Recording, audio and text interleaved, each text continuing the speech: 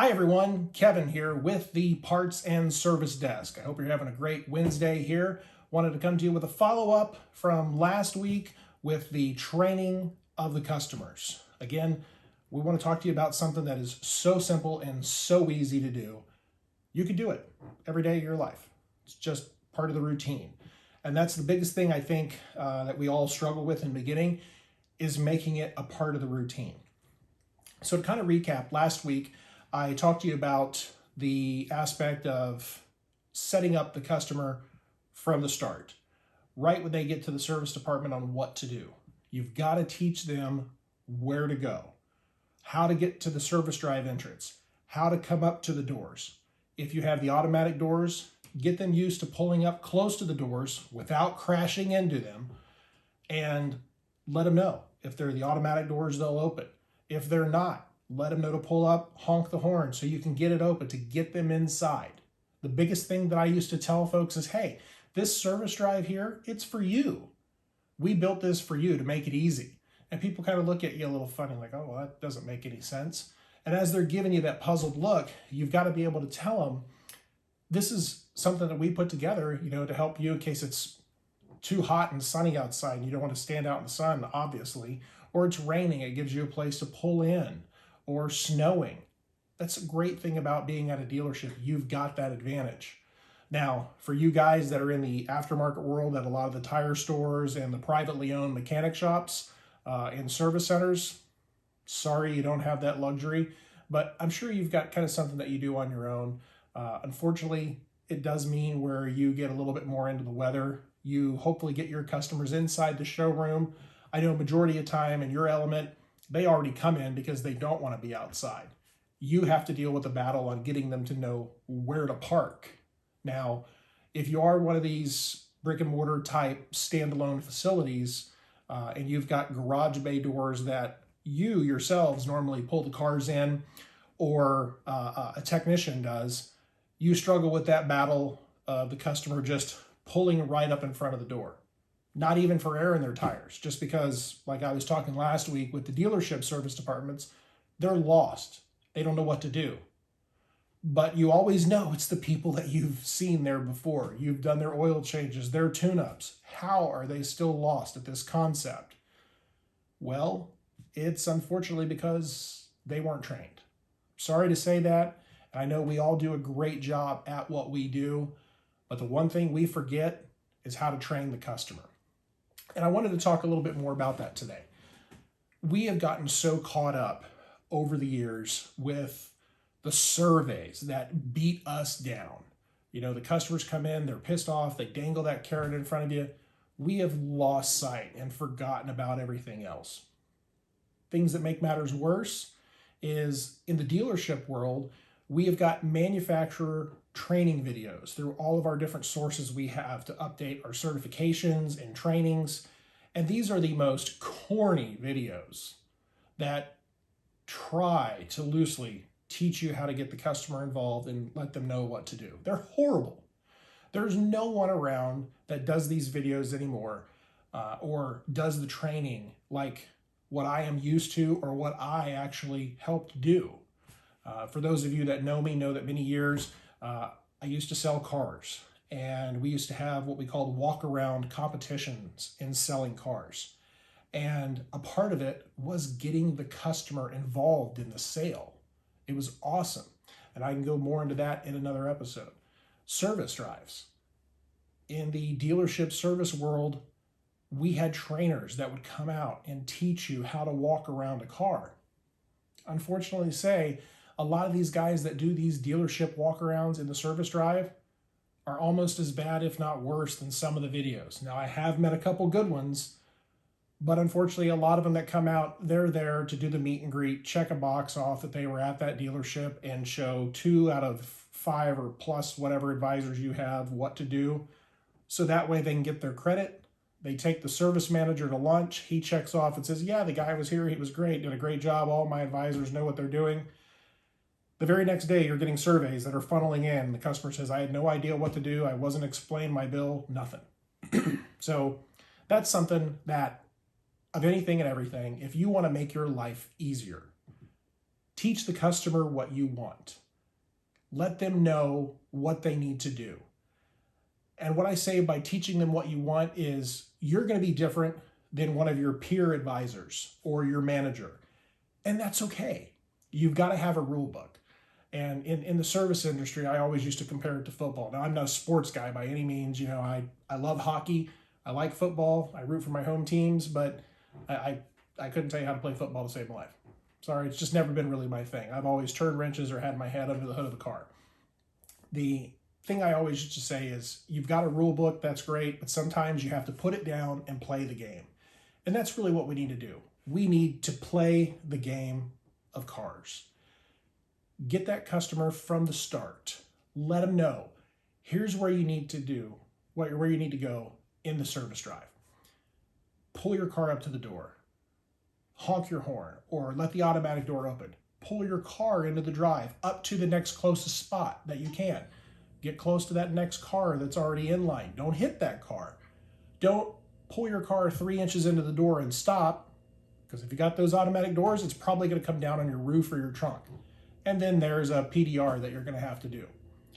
If you're at an independent shop, it's a little easier for you because, again, they usually, for the most part, park in a parking space. But once they come to that door and you do that meet and greet, let them know what to expect. Let them know what you're going to do. At one of the independent shops that I used to work at, we kind of, before the restaurant Moe's, that burrito shop, you walk in the door, welcome to Moe's. It's kind of like, that's kind of cool. At the independent shop I used to work at in the Cincinnati area, great tire company, they always preached about greeting customers when they walk in the door. Hey, how you doing? Be with you in just 1 second, finishing it up. That greeting lets those people know you acknowledged them. They feel great. It might take you 2 minutes, might take you 5 or 10 minutes. You never know, because sometimes that customer is going to keep you longer, or there could be the explanation of work that you're going through that could be longer. And if you're the only person there, greet back to them. Hey, 1 second, okay, I'm working. Hey, I just want to let you know I'm just about finished up. I'll be with you here in a second. Usually, for the most part, as entitled as these customers are, getting that little bit of something gives them those warm feel-goods. And believe me, I understand, especially right now in today's time, pre-COVID, during COVID, those entitled customers, oh gosh, they drive me nuts. It's like they walk into the door and they come in and they're, I'm entitled to something. Here's my card. Come on. You're not only no better than any one of these customers, you're just the same as every one of these customers. We value you as a business the same way we value them, and we're going to take care of you to the best of our ability, just as well as we're taking care of these other customers. Let them know that you're there to take care of them, but also don't put up with it, because man, I tell you what, with everybody being in all this crap right now for the past 18, 20 months, it's like customers forgot how to talk to people. We, as essentials, have still been talking to people. So go with that, run with that, and I urge you, it's that much more of a reason why you need to do your best and stand your ground in a professional way and train these people. Now, you're saying, okay, great. I get them in the door. I write them up. I let them know what to expect. But then what? Well, you've got to do your part now. This is where your job actually comes into play. You've got to be able to follow up on everything you say. If you get the car in and you check it out, call the people. There's nothing more that I hated when people called wanting to know what's going on with their car because I forgot to tell them, or because they called way before I told them that I was going to call them. Call your customers. As a service manager, that was very annoying to have to constantly remind my advisors to call their customers. As an advisor, it was very annoying for my service managers to tell me to call my customers. 90% of the time, it was never your fault. It's the customer just being a dumb customer. So call your customers. Keep that expectation going. But then when you cash them out, no matter how hard they are to get in there, no matter in, out, I got no time, just how much is it?